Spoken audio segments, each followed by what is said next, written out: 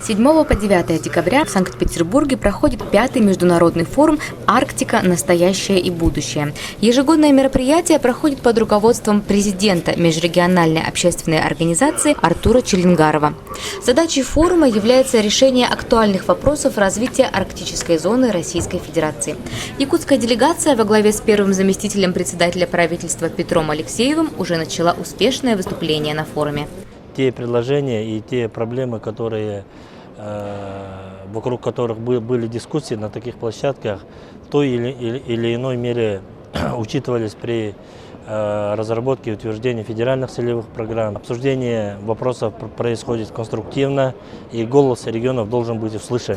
Наиболее важными темами, по словам Петра Алексеева, являются включение всех арктических северных районов в сухопутный состав арктической зоны Российской Федерации, развитие транспортной инфраструктуры, организация северного завоза, традиционное природопользование в арктической зоне Российской Федерации. Планами по развитию радио и телевидения, а также опытом по поддержке сотовой связи в малых населенных пунктах Арктики с участниками форума делился министр связи Республики Саха-Якутия Александр Борисов. Мы выдаем гранты для малых населенных пунктов Арктики, чтобы сотовые операторы там разворачивали свои сети. И мы хотим рассказать о своем опыте, чтобы регионы Арктики также начали у себя разворачивать. Министр охраны природы Республики Саха-Якутия Сахамин Афанасьев сосредоточил внимание аудитории на проблемах защиты редких видов животных и рассказал о работе по сохранению природно-экологического баланса Якутии. Традиционно в рамках форума проходит выставка, в которой участники представляют различные научные и технические достижения своих регионов, а также экспонаты самобытной культуры. И в этом у якутского стенда конкурентов не нашлось.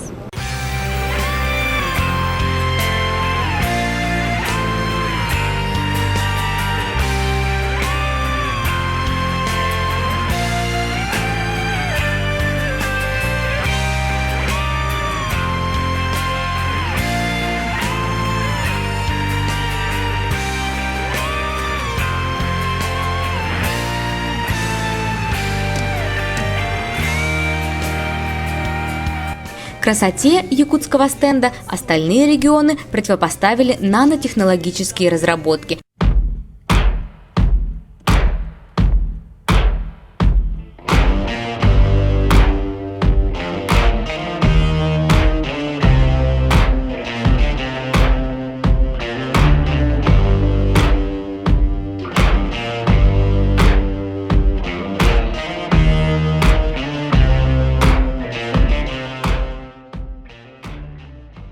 Форум завершает свою работу 9 декабря. Будем надеяться, что обсуждение вопросов якутской делегации пройдет успешно и голос региона будет услышан.